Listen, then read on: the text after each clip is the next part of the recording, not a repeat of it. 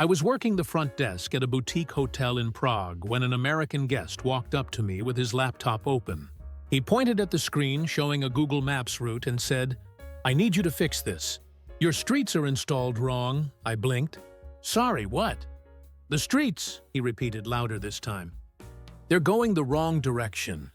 I've been trying to drive to the castle for 20 minutes, but your one-way streets keep forcing me the opposite way. Can you call someone to flip them around for the morning?" He genuinely thought I could just reroute medieval streets built in 1378, like they were lanes at a mall parking lot. That interaction happened on a Wednesday in October, around 3 p.m., and it set the tone for my entire month. But he wasn't alone. Working in tourism across Europe, you start recognizing a pattern. Americans don't just visit. They arrive with solutions, improvements, fixes for problems that don't actually exist. I've worked 5 tourism jobs across 7 European cities, and I track these patterns obsessively, so you don't have to wonder what's really happening on the ground.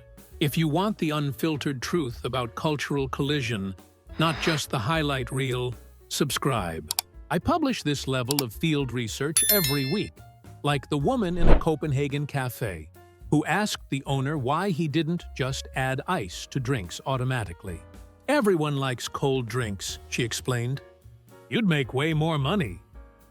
The owner, whose family had run that cafe since 1952, just nodded politely. She left a 1-star review anyway, citing warm beverages as a health concern. Or the guy in a Munich grocery store who lectured the cashier about bagging groceries. He stood there, arms crossed, while she scanned items. "In America, you'd be fired for making customers bag their own stuff," he said. She didn't speak great English, but she understood the tone. She kept scanning. He kept talking. The line behind him grew to 11 people. Then there was the tourist in Lisbon who tried to tip a doctor, an actual physician, at a public hospital. She handed him a €20 note after a free consultation and said, "For your excellent service." He stared at the money like she'd offered him a live fish. She insisted. He refused. She got offended. "In America, we reward good work," she said. The nurse had to explain that tipping medical professionals was not a thing, anywhere. But that was just the beginning. I drove a taxi in Amsterdam for 3 years. You see everything. But nothing prepared me for the businessman from Texas who spent the entire ride from Schiphol Airport explaining how we could fix our bike lanes. "You've got the right idea," he said, scrolling through photos on his phone. "But the execution is all wrong. See, what you need is elevated bike highways, like above the car lanes. That way, bikes don't slow down traffic." I glanced in the rearview mirror. "But bikes are traffic here." "Exactly." He leaned forward, excited. "So elevate them. Get them off the ground. I could sketch this out for your city council if you want. I do urban planning consulting in Houston. I didn't mention that Amsterdam has more bikes than people, or that our bike infrastructure is studied by urban planners worldwide, or that Houston is famous for 10-lane highways and not much else." I just drove. He kept talking about his elevated highway idea until we reached his hotel near Museumplein. He tipped me €8 on a €40 ride and said, "Think about what I said." 2 weeks later, I picked up a couple from Seattle at a restaurant in Jordan. They'd just finished dinner. The woman was upset. "We waited 30 minutes for our food," she said as she buckled in. 30 minutes. And the server only checked on us twice. Once to take our order, once to bring the bill. "That sounds normal," I said. "Normal?" Her voice pitched higher. "In Seattle, servers check every 5 minutes. How's your food? Need more water? Want another drink? That's service." This was just neglect. Her husband nodded. "We should have said something. They need feedback to improve." I tried explaining that in Dutch dining culture, servers leave you alone on purpose. It's respectful. You're supposed to enjoy your meal without interruption. Checking constantly is seen as pushy. "But what if we needed something?" she asked. "You wave, or make eye contact, or say, 'Excuse me,' when they pass." She looked horrified. That's so awkward. They should just come automatically. They left me a 3-star Uber review for not validating customer concerns. The comment section said I was dismissive of service industry standards. At a university in Rotterdam, my cousin worked as an administrative assistant. She told me about an American exchange student who submitted a formal complaint about class schedules. The student, a junior from Michigan, had 2 classes on Tuesdays with a 3-hour gap between them. She wanted the university to move 1 class so the gap would be shorter. It's inefficient, she wrote in the complaint. In America, we optimize schedules to prevent wasted time. My cousin had to explain that students use those gaps for studying, eating, meeting with professors, or working on assignments. The gaps are intentional. They're built into the system, the student replied with a spreadsheet, a literal Excel file showing how the university could restructure all Tuesday schedules for maximum efficiency. She'd included color-coded blocks and formulas. My cousin forwarded it to her supervisor. They laughed about it for weeks. The student never got her schedule changed. She transferred back to Michigan the next semester, citing disorganized administration. At a post office in Oslo, I watched an American man argue with the clerk for 15 minutes about shipping boxes. He wanted to send 5 large boxes back to Florida. The clerk explained the costs, the customs forms, the processing time. "This is ridiculous," he said. "In the US, I could do this online in 10 minutes. "You can do it online here too," the clerk replied in perfect English. "Through the website. But I'm here now. Can't you just make it faster?" "Sir, customs paperwork takes time regardless of where you fill it out."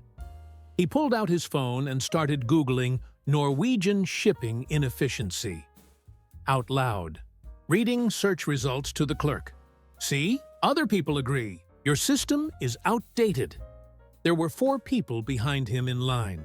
A woman with a toddler, an elderly man with a cane, 2 teenagers with a parcel, all waiting. The American kept talking about optimization and streamlining and how FedEx would have handled this better. Finally, the clerk said, "Would you like to ship the boxes or continue researching?" He shipped the boxes, then asked to speak to a supervisor about improving customer flow. The supervisor never came. He left the post office muttering about Nordic inefficiency while checking his phone. I worked at a pharmacy in Dublin for 18 months. We had a regular customer, an American tech worker on a 2-year visa who visited every few weeks. Nice enough guy, but he always had suggestions. "You know what this place needs?" he said one afternoon, browsing the vitamin aisle. "Self-checkout. Like, why are we still doing the whole cashier thing? Just put in some kiosks. Way faster. I was standing right there, at the cashier counter." He said this directly to me. "We're a pharmacy," I replied. "People need consultation about medications." "Sure, for prescriptions. But for this stuff?" He held up a bottle of multivitamins. "I can scan this myself." Irish regulations require a pharmacist to verify certain products, then change the regulations. That's what I'd do. He wasn't joking. He genuinely believed he'd solved a problem that didn't exist. The next week, he came back with printouts, articles about self-checkout implementation, case studies from CVS, a cost-benefit analysis he'd made himself. "Just pass this to your manager," he said, handing me the stack. "It's all there." I took the papers. I smiled. I threw them in recycling the moment he left. He never mentioned it again, but I'd see him in the aisles occasionally, staring at the checkout counter with his arms crossed, like he was mentally redesigning the entire store. My sister worked at a hardware store in Frankfurt. One Saturday morning, an American woman came in asking for a 20-foot ladder. "We have a 6-meter ladder," my sister said, pointing to the display. "No, 20 feet. "Yes, 6 meters is about 20 feet. The woman pulled out her phone and opened a conversion calculator. She stared at it, then at my sister, then back at the screen. "Why would you sell it in meters?" she asked. "Feet are easier." My sister who'd been using the metric system her entire life, said, "Easier for whom?" Everyone. Feet are simpler. You can picture them. A meter is just abstract. A meter is 100 centimeters. Very simple. The woman shook her head. You should label things in both. For tourists, you're buying a ladder in Germany. We use metric. The conversation went in circles for another 5 minutes. The woman finally bought the 6-meter ladder, but not before suggesting that the store consider international customers when labeling products. My sister told me about it over dinner that night. We laughed, but she seemed tired. It's always something, she said. At a gym in Stockholm, a trainer friend of mine dealt with an American member who kept complaining about the equipment labels. All the weights were in kilograms. The American wanted them in pounds. Can't you just add a pound sticker? He asked. I can't do the math in my head every time. Most phones have calculators, the trainer said. Yeah, but I'm here to work out, not do math. The trainer explained that every member except him used kilograms without issue. The American wasn't convinced. He suggested the gym cater to international standards. Kilograms are international standards, the trainer said. America is one of 3 countries still using pounds. The American looked offended. 3? Really? Who are the other 2? Myanmar and Liberia. Well, we're in good company then. He eventually just started using a conversion app, but he complained about it loudly. Other members started avoiding the free weights section when he was there because he talked to anyone nearby about the kilogram problem. He didn't renew his membership after 6 months. I worked at a bakery in Brussels for a while. We sold bread by weight, grams and kilograms, standard practice. An American tourist came in one morning asking for a pound of sourdough. We can cut you 450 grams, I said. That's close to a pound. Why not just cut a pound? We measure in grams, but I want a pound. I cut 450 grams. I showed him the scale. This is almost exactly 1 pound. See? He squinted at the scale. How do I know that's accurate? Because it's a calibrated scale. But it's in grams. We went back and forth. He didn't trust the conversion. He pulled out his phone and Googled it. He confirmed that 453 grams equals 1 pound. He looked at my scale showing 450 grams. You're 3 grams short, he said. I added a tiny piece of bread. The scale hit 453 grams exactly. He smiled, satisfied, and paid. Then he asked if we'd ever considered switching to pounds for American tourists. How many American tourists do you think buy bread by weight here? I asked. Enough to matter, he said. He left with his precisely 1 pound sourdough, and I never saw him again. At a car rental agency in Barcelona, my coworker dealt with an American couple confused about the gas tank. They'd rented a compact car for a week-long road trip. When they returned it, they were furious. This tank is broken, the husband said. We filled it up twice, but it only took like 10 gallons total. The gauge must be wrong. My coworker checked the car. The tank was full. No issues. The tank holds 40 liters, she explained. That's about 10.5 gallons. Only 10 gallons? The wife looked shocked. Our SUV back home holds 28. This is a compact European car. They're smaller and more fuel efficient. But what if we run out on the highway? You won't. It gets excellent mileage. They didn't believe her. They insisted something was wrong with the car. They wanted a real fuel tank. My coworker showed them the manual, the specifications, the manufacturer's website. Everything confirmed a 40-liter tank. Well, that's just stupid, the husband said. What if we need to go far? You fill up more often. They left a bad review mentioning dangerously small fuel tanks and possible safety violations. They rated the car 2 stars and warned other Americans to check tank size before renting. I worked at a train station in Milan selling tickets. A guy from California came up to the counter one afternoon with a question about regional trains. He wanted to go to Florence. The next train is at 2:47, I told him. Platform 8, he looked confused. 2:47? Not 2:45? Correct, 2:47. Why 2:47? Why not just round it to 2:45 or 2:50? I blinked. Because that's when the train leaves. But wouldn't it be easier if all trains left at times ending in 0 or 5? Like 2:45, 2:50, 2:55? You know, on the 5s? Easier for whom? Everyone. It's simpler to remember. I explained that train schedules are built around connections, track availability, and optimal timing. You can't just round everything to 5-minute intervals because it's aesthetically pleasing. He didn't accept this. He pulled out a notebook and started sketching a revised schedule system where all trains departed at times divisible by 5. He showed me his work. He'd created an entire alternative timetable. See? He said, tapping the page. Much cleaner. You should show this to whoever runs the trains. Trenitalia?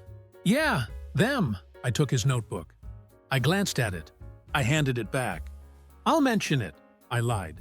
He seemed pleased. He bought his ticket and left. I told my supervisor about it during my break. She laughed so hard she spilled her coffee. Here's what most travel vlogs won't tell you.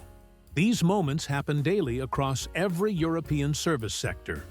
But nobody's documenting the pattern. I am. If you're tired of surface-level travel content and want the anthropological deep dive, subscribe. Most people miss this entire layer of cultural friction. At a border crossing between Hungary and Romania, an immigration officer told me about an American backpacker who tried to redesign the entry form. The form asked standard questions: name, passport number, purpose of visit, duration of stay. The backpacker filled it out, then came back to the window. "This form is super redundant," she said. "Like you already scanned my passport, so you have my name and passport number. Why ask for it again? It's part of the official record," the officer explained, "but you could just pull it from the passport scan. Way more efficient." That's not how the system works.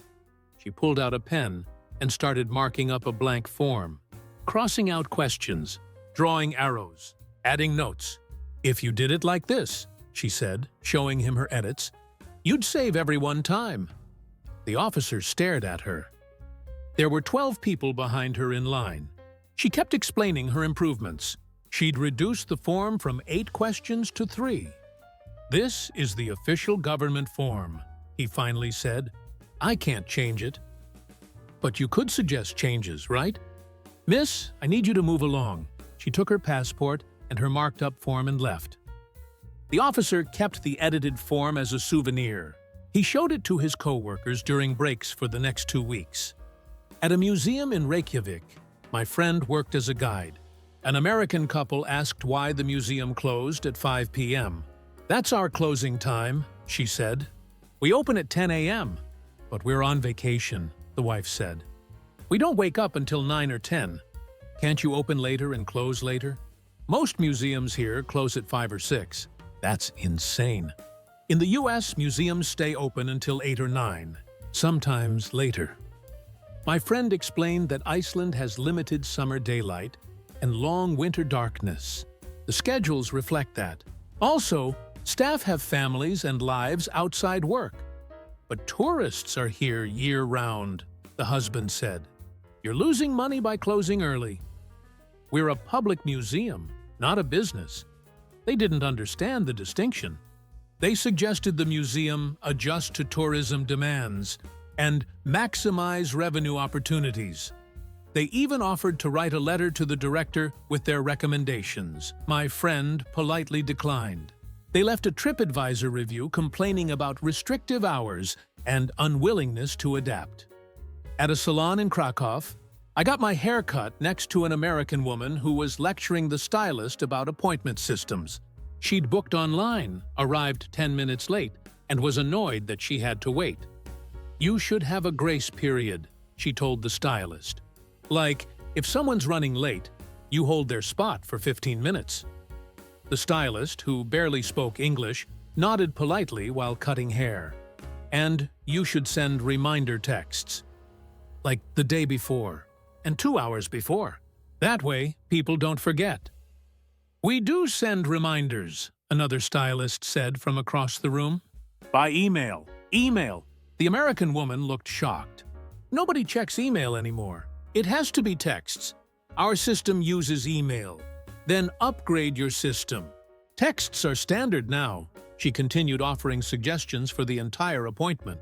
A better booking platform, a loyalty rewards program, charging cancellation fees. The stylists nodded and said, a lot while working. When she left, one stylist turned to the other and said something in Polish. They both laughed. I didn't need a translation. The best one happened at a restaurant in Dubrovnik.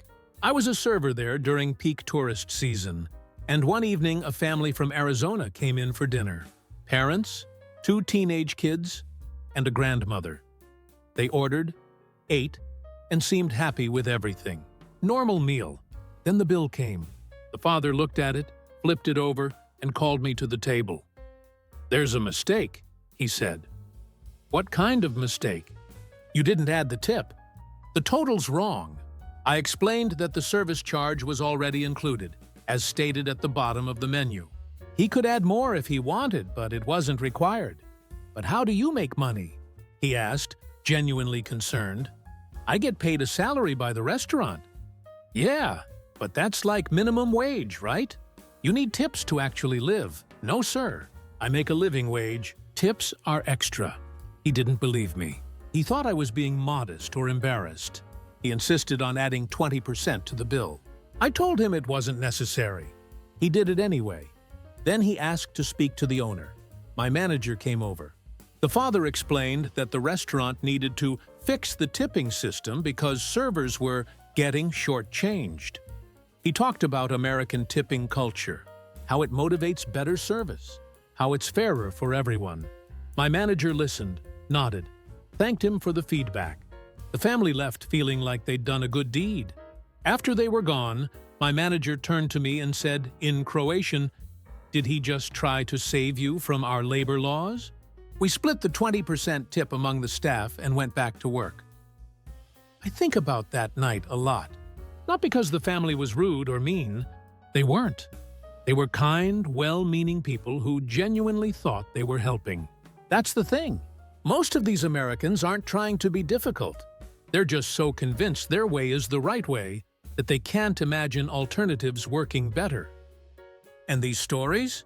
They never stop coming. I could fill an entire second channel with material I don't have time to include. The people who subscribe aren't here for comfort. They're here for the cultural collision. Nobody else is willing to document this honestly. If you're one of them, you already know what to do. Every season brings new tourists with new solutions to problems we didn't know we had. You learn to smile, nod, and keep doing things the way they've worked for decades, because here's the secret. Europe's been around a lot longer than American efficiency models. We're doing just fine.